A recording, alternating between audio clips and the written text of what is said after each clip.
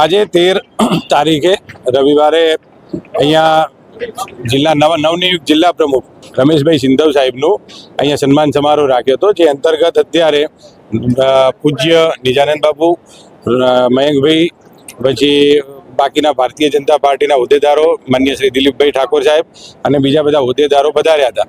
અને એ અનુલક્ષીને આખા હારીજ તાલુકામાંથી 18 વર્ણની દરેક કોમ્યુનિટીના લોકો આજે અહીંયા હાજર રહ્યા હતા, હજારોની સંખ્યામાં હાજર રહ્યા હતા.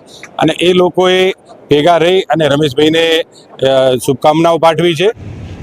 નેતૃત્વ પાર્ટીએ પાટણ જિલ્લાને સોંપ્યું છે કે એના બંને કાન સાંભળવામાં કામ આવે છે અને બંને કાનેથી સાંભળી અને પોતે નિર્ણય લે છે.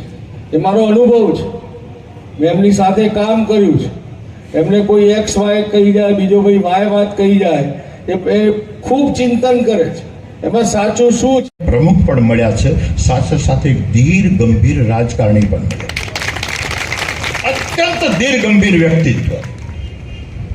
બિલકુલ ઓબ્ઝર્વેશન કરવું, ઓછું બોલવું, ચિંતન વધારે કરવું, દરેકની વાતને સાંભળવી અને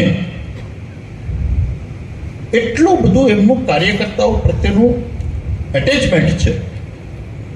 આવા ગંભીર વ્યક્તિત્વ રાજકારણમાં હોય આપણા માટે ખૂબ મોટી વાત. શું કહું કે રાષ્ટ્રવાદ એ જ એમના માટે મહત્વ છે, નેશન ફર્સ્ટ.